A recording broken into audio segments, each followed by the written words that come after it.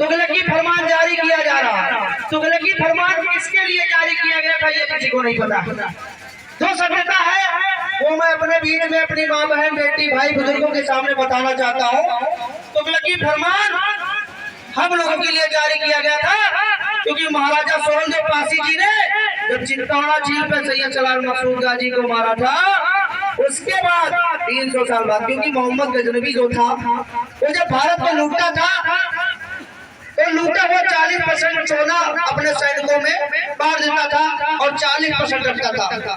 तो मैं आपको बताना चाहता हूँ कि जब उसके भक्त ने सैयद सलार मकसूद गाजी उसने संपूर्ण भारत को इस्लाम में कन्वर्ट करने के लिए जिहाद छेड़ा और वो कन्नौज जीता।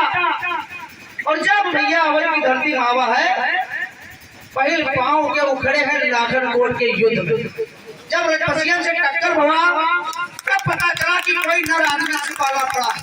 तो आप वो ताकत हो, वो कुलवंश हो कि अगर हिंदुओं का अस्तित्व है तो पासियों का सबसे बड़ा योगदान है। आप समझिए। और मैं कहना चाहूंगा कि हर पासी शेर है, बस जगने की देर है। आज संविधान है और संविधान में कोई लाठी और डंडे से राजा नहीं बनेगा। राजा बनेगा 23 अंगूठे से बनेगा। इसको याद रखिएगा। मैं निवेदन करता हूँ अपने परिवार से, दारू और महुए मुर्गे पे वोट मत करिएगा, नहीं तो अपना स्वाभिमान सम्मान बेचोगे और 5 साल मारे जाओगे।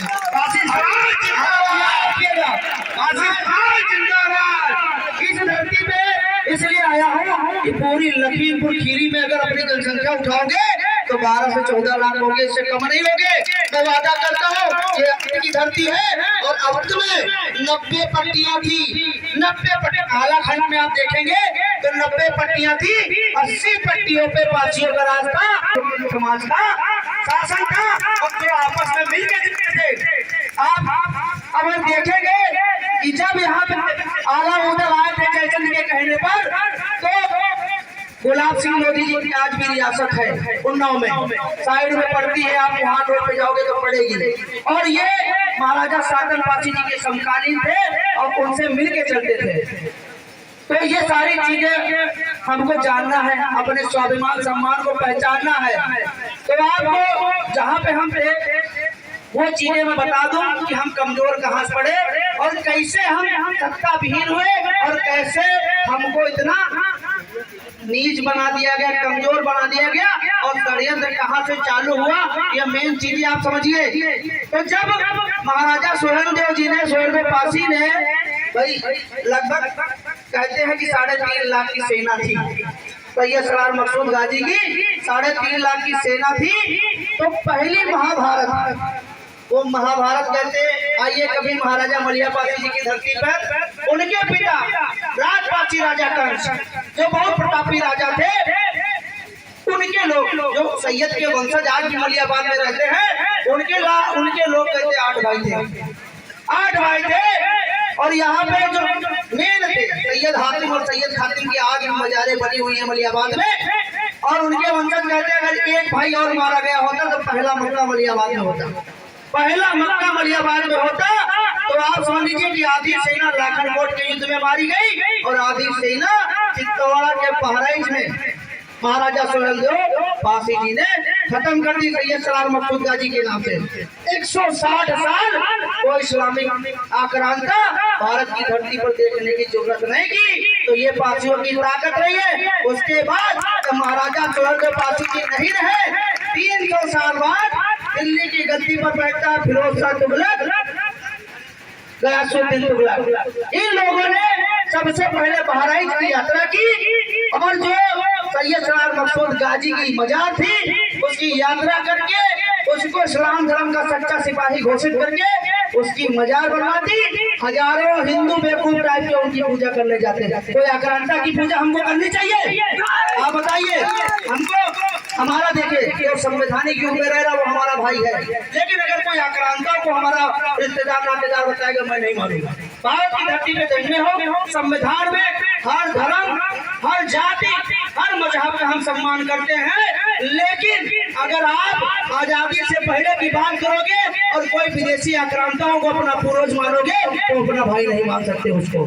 ये मैं सबको एकदम खुले रूप में बता देना और स्पष्ट रूप में बता देना चाहता हूँ। हम सबका सम्मान करते हैं, लेकिन अगर कोई कहे कोई आक्रांता हमारा पूर्वज था तो उसका सम्मान नहीं कर पाएगा। तो आप देख लीजिए गयासुद्दीन तुगलक और फिरोज शाह तुगलक ने जब देखा कि भाई गजनी प्रदेश गया और एक घर से एक बंदा लड़ने आता था केवल लालच के लिए, क्योंकि 60% सोना मोहम्मद गजनवी देता था, तो सैयद सलार मकसूद गाजी के साथ में और एक घर से एक व्यक्ति आया था, तो पूरे गजनी प्रदेश का समझ लो अनाथ हो गया है, चिराग कोई नहीं बचा रहा है। इसलिए गयासुद्दीन तुगलक और फिरोज शाह तुगलक ने तुगलकी फरमान जारी किया था कि जहाँ भर मिले मार डालो।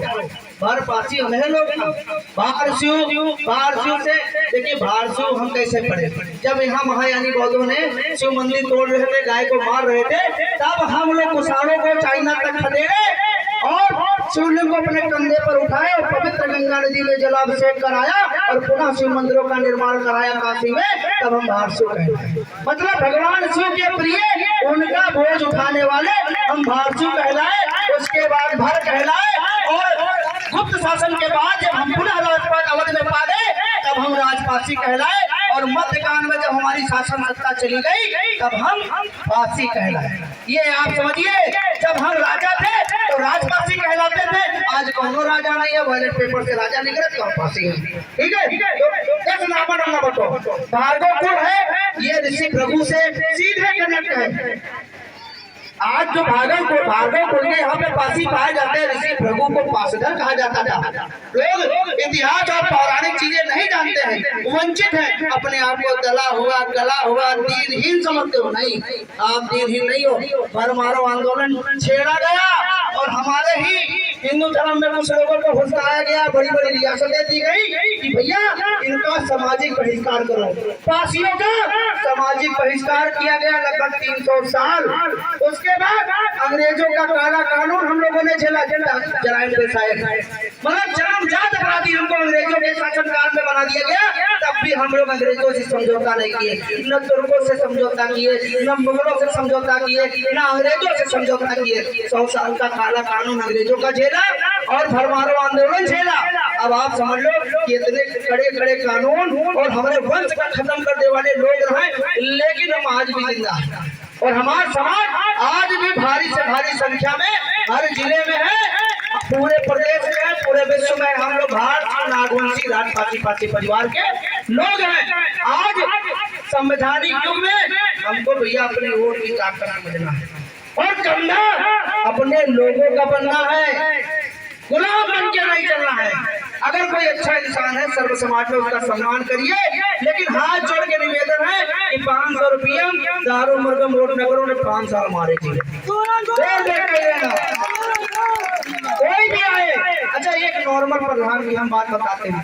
अगर कोई प्रधानी लड़त है तो 2-4 बीघा बेच लड़त है, कहा 2 महीना दारू पियावत होगा, बताओ। अब वो 2 महीना में 10-20 लाख खर्चा कर दी तो निकाली ना, तुम्हारा काम करी कि निकाली। भैया पहले जो पैसा लगे साथ में निकाली। अगर आप निस्वार्थ होकर वोट करियो तो निस्वार्थ काम करी, अपने विकासिक मुद्दे वोट करो, आर्थिक मुद्दे वोट करो, ऐतिहासिक मुद्दे वोट करो कि भैया